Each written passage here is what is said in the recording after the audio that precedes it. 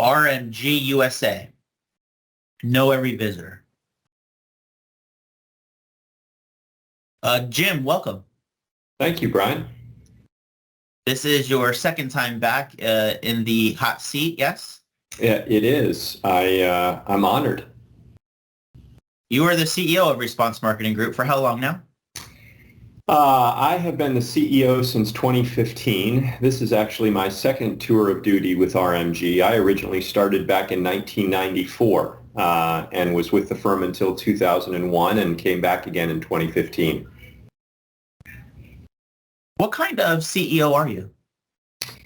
I'd like to say first and foremost, since you put me on the spot, I'm collaborative. I think that certainly I have a point of view and encourage all on our team to have a point of view. Our clients certainly normally have a point of view.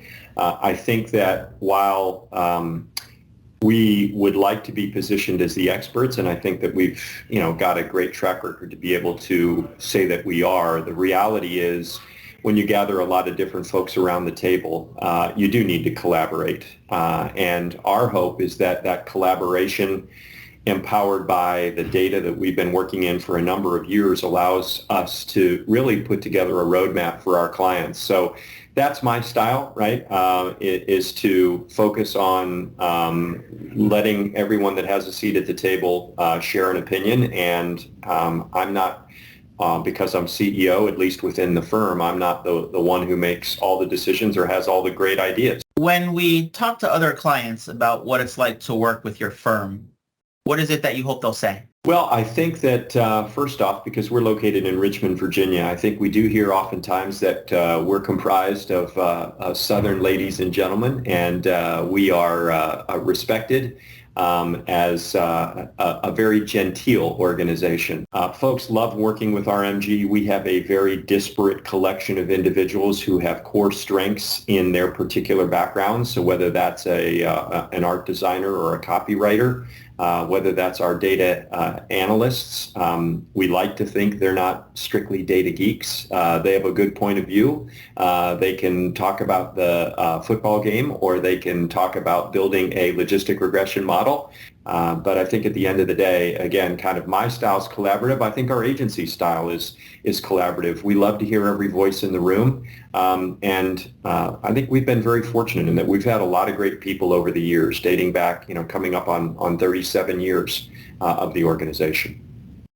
It's hard to separate today marketing from technology. Should we be worried that technology is taking over kind of the art of marketing? Is marketing too much of a science? I don't think too much of a science is possible. I think that if we were to say that, all of our ad agency friends would cringe, and they would say, we are dismissing the value of the emotional side of marketing and advertising. And I think that absolutely is the truth, right? I mean, I think we need to be very cautious of that. Not that the agencies would allow us to do anything else. Now, your technology and your access to various databases really puts you out in front of other things that the tourism industry has seen. Of course, your clients also come from insurance and financial backgrounds. But what's the first thing the tourism sector can learn from the way that insurance and finance markets itself? Well, I would tell you that the thing that really piqued my interest dates back to 2014 when I was asked to speak at a conference within the tourism sector. But the eye-opening kind of amazing moment for me was the fact that there was no measurement of ROI. That metric was one that was not highly thought of, not in the sense of, people thought it was good or bad. It was not a routine part of the mathematics that was used in tourism advertising. And the fact that you could have a state spend 20, 30, 40, 80 million in the case of Florida at the time and not be able to come up with an ROI was unbelievable for me, right? Because I had spent the previous 15 plus years rooted in every client wanting to know, before we even sign a contract with you all, how can we determine what the ROI is on this campaign and how long is it going to take? So to walk into an industry in 2014 that was not applying those metrics was shocking to me. One use case I had a question about is if you're a destination that is, say, off the interstate and there are travelers who pass by on their way to their primary destination, are you able to capture anything kind of moving in the car, passing by the exits? Well, that's near and dear to my heart. One of our south central states has a fabulous byways program, and they wanted to determine how can they better understand the economic impact and utilization of those byways. And so if we use Bullseye, our geoframing product, as an example, this state had 17 visitor centers placed strategically at entrance and exit points, as well as around some of their metro markets. And shockingly enough, they were still using paper forms, and they were getting 900,000 people a year to enter into the paper form some basic questions. They were not asking a first and last name. They were asking your point of origination, your destination, and how many days you were staying in the state. And so I was just amazed that they could get 900,000 people to take the time to fill out a form, let alone what they were doing with that data, which unfortunately was very little. So technology has advanced to the point now that yes, we can frame a visitor center, we can capture the information of the individual when they stop, we can aggregate all of that information across those different locations. And if we build other frames, we could tell you where that individual would go, how long they spent in the state, what their point of entry and what their point of exit is. So to your exact question, the simple answer is yes, using the framing technology, we're able to identify who's coming and going. Doesn't mean that they're not passing through Georgia on their way to Florida, but it does mean that they stopped at that visitor center for something, right? Bathroom. You can put a frame around a visitor center and a frame around a destination and see which traveler has been in both frames? That's correct. Yeah. And we have a number of destinations that do that, especially around things like airports, right? We've talked about a couple. Augusta had done that. Alice Beach talking about doing that, and as well as others. So understand if we have a direct flight into our market and we want to know how many people are coming in via air, right? We frame the airport, we frame our destination, and we see what that interplay is between those two locations. In the Augusta example, they have a regional airport in Augusta, but obviously they get a lot of people that want to fly nonstop into Atlanta. So what's the percentage of people that will fly into Atlanta and then come down to Augusta? We're able to identify that for them. Jim, this technology, it's robust, it's powerful, sounds a little familiar, especially for those of us in the DMO space that have interacted with other firms, Zartico being one, Placer AI being another. Some of them, most of them are getting their data from a source called Near. In any event, how is this different? Why is it the same? What's it really matter if I'm the buyer? Yeah, no, great question. And all of those companies are great companies. I am envious of the wonderful success that they have and make our space, I think, all that much better. I would tell you that simply the biggest difference is, number one, all of those others are really designed to track location and device movement, right? So it knows that a device was at CVS at 9 o'clock in the morning, was at Cracker Barrel at noon, was at the minor league ballpark at 3 p.m., was at a terrestrial residence at 6 p.m., but it is still anonymous data. Is it affirming so that if a location decides to use one of those firms that you just talked about, is it affirming information to say that, yes, we saw this many devices and that device's home address is in Minneapolis and now they're in Panama City? Sure, right? That, absent knowing anything else, that is affirming. What we do, though, that we believe takes it to the next level is the ability to add that personally identifiable information within full compliance. So we know it is Jim Harenchar. We know what age Jim Harenchar is. We know if he has children. We know his income. We know all his self-reported interests. Now it's not anonymous data. It is individual data. And if we're using it for marketing purposes, not just for statistical purposes, if we're using it for marketing, RMG's ability to deliver that level of personalized data is unique and really a game changer, as opposed to just looking at location and tracking data. Jim, how is that your competitive advantage and not something that can be replicated by Placer AI? If we're simply trying to count foot traffic in a retail mall, Placer AI is a great tool to do so, but it doesn't differentiate who the individuals are. So back to that example, how many women walked into that store? How many men walked into that store? What's the age range of those individuals? What's the income of those individuals? Placer AI, again, not denigrating that technology, but not able to deliver what we do, so that follow-up communication and engagement cannot occur with those individuals. But at RMG, our technology allows you to do so.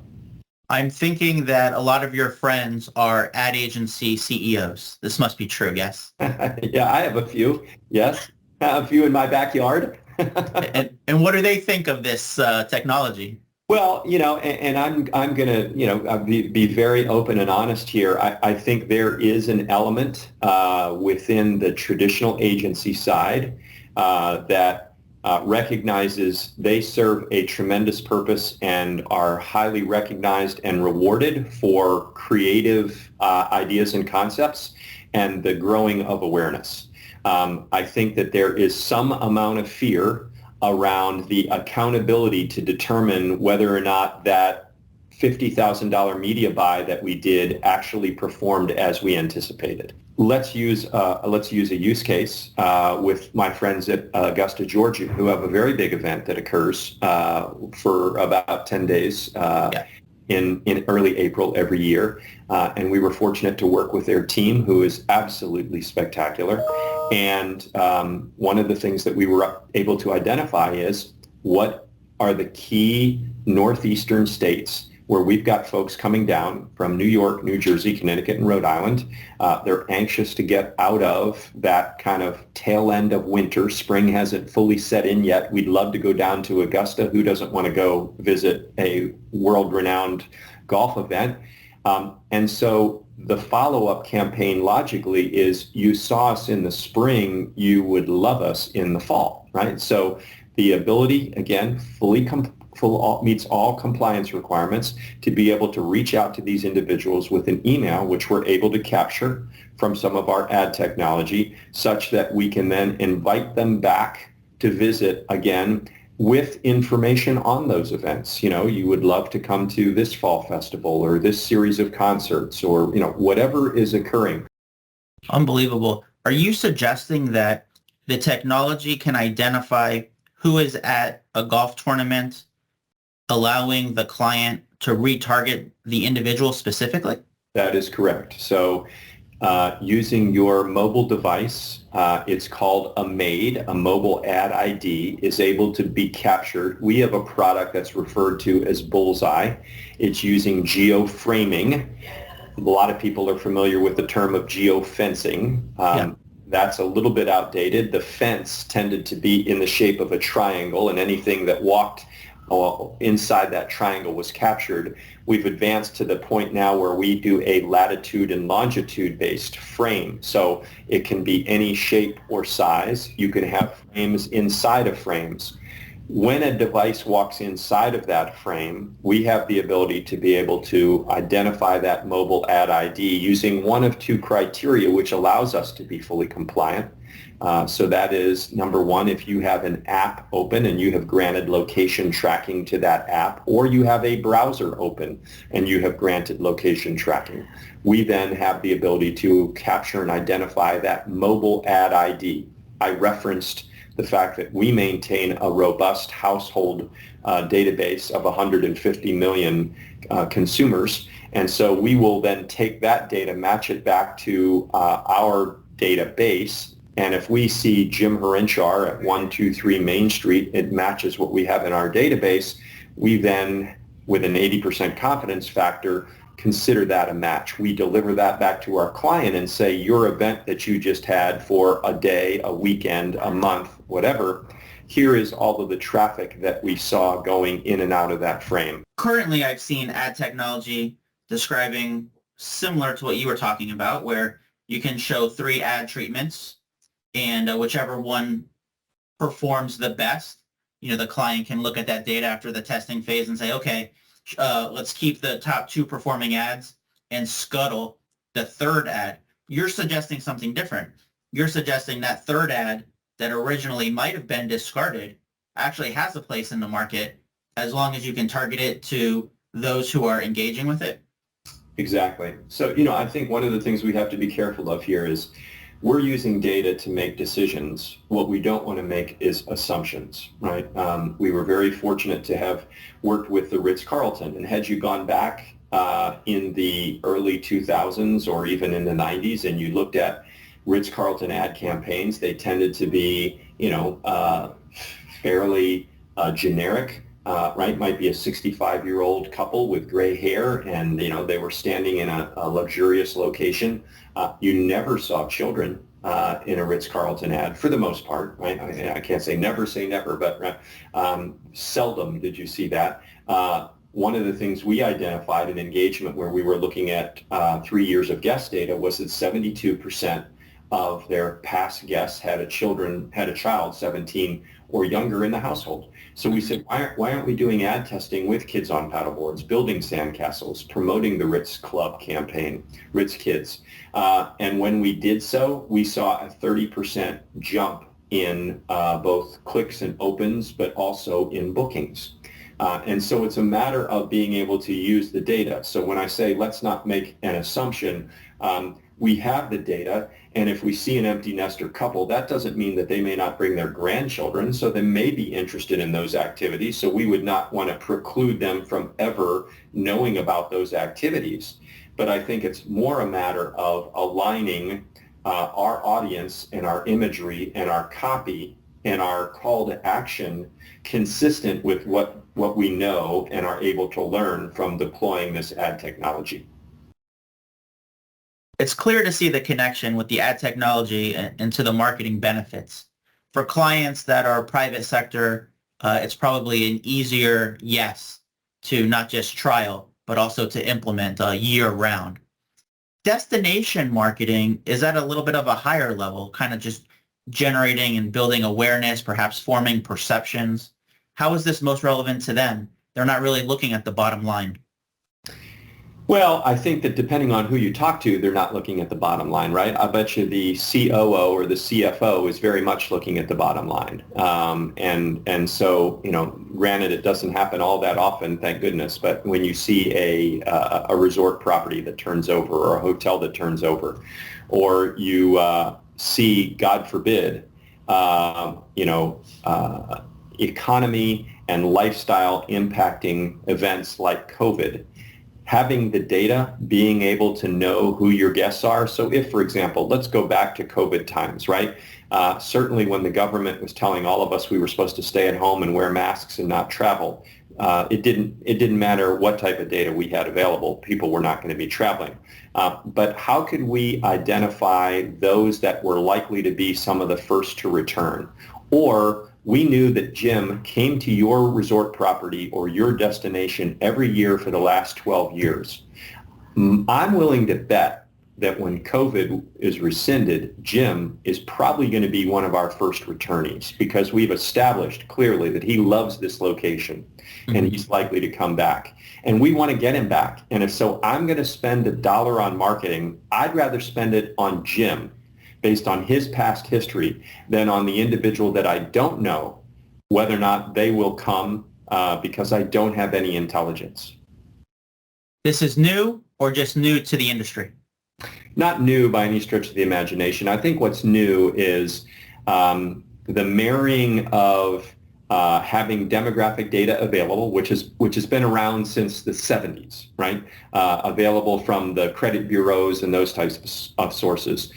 Now, companies like ours that have invested in capturing data are marrying that to the technology and being able to say, if we can deliver you back something that's in a way better, stronger, faster, Steve Austin, right, the $6 million man, if we can do that in a way that doesn't cause you to spend one incremental dollar. And Brian, I do think that's important, right? We walk in a lot of times with clients, and especially those that are skeptical, and say, what we're doing right now is working really, really well. I'm not sold on the fact that you can help us.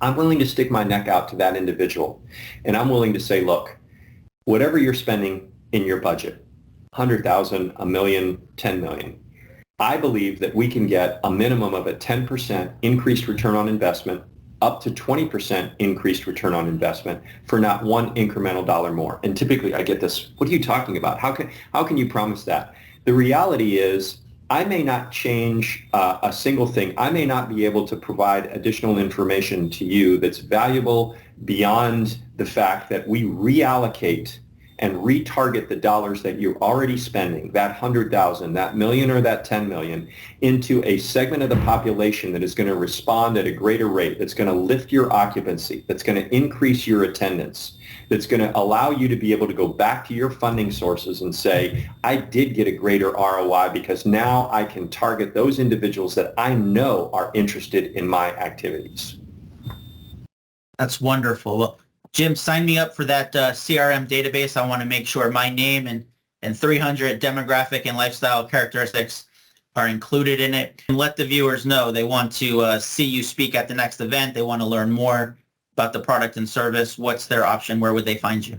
Yeah, so our website obviously has a good bit of information, and my email address, as is others on our team, are prominently displayed on our website. We have a contact us form on our website. We have a blog that is rich with a lot of these very topics that you discussed. And my phone number, should someone be interested, is 804-370-1439. Wonderful, transformational, not just the future of destination marketing, but sounds like the present of destination marketing. Thank you. Absolutely.